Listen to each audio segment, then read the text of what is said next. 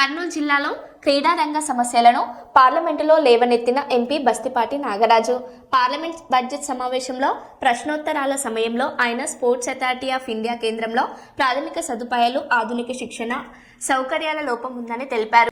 అదోని పట్టణంలో 400 మీటర్ల synthetic athletic track ఏర్పాటు కోసం 2021-2022లో మంత్రిత్వ శాఖకు ప్రతిపాదన సమర్పించినట్లు పేర్కొన్నారు.